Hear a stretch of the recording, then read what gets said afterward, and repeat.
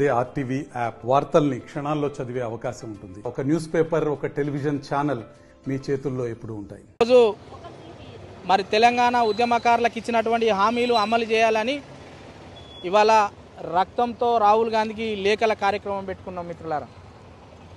మరి రాష్ట్ర ప్రభుత్వం తెలంగాణ ఉద్యమకారులకు మేము హామీ ఇస్తున్నాం, స్వాతంత్ర సమరయోధులను ఎట్లయితే గుర్తిస్తామో అదే విధంగా గుర్తిస్తానన్నటువంటి క్రమంలో మరి తెలంగాణ ఉద్యమకారులైనటువంటి మేము కాంగ్రెస్ పార్టీకి గద్దెనెక్కించడం జరిగింది.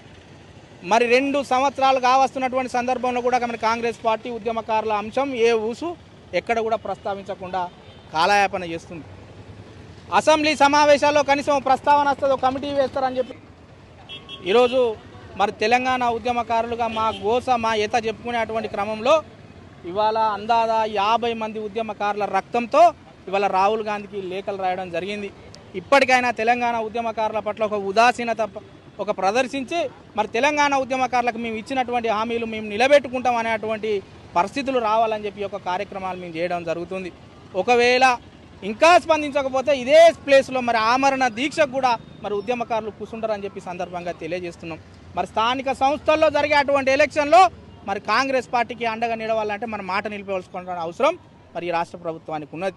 ఒకవేళ మాట తప్పినట్టయితే మరి మేము కూడా మాట తప్పవలసి ఉంటుంది. మనం అన్ని పార్టీలతో మేము ప్రయాణం చేయవలసి ఉంటుందని చెప్పి కూడా ఈ సందర్భంగా కాంగ్రెస్ పార్టీకి ఇక్కడ రాష్ట్ర ప్రభుత్వానికి హెచ్చరిస్తున్నాం.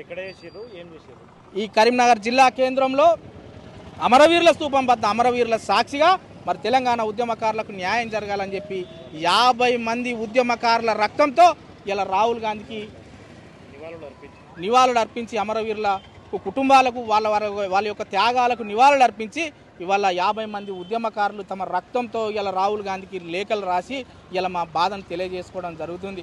ఒకవేళ స్పందించకపోతే వివిధ దశల్లో వివిధ రూపాల్లో ఉద్యమం ఉధృతం చేస్తాం. ఖచ్చితంగా తెలంగాణ రాష్ట్రం ఎట్లయితే సాధించుకున్న ఉద్యమకారుల హక్కులు కూడా మేము సాధించుకుంటామని తెలియజేస్తున్నాం.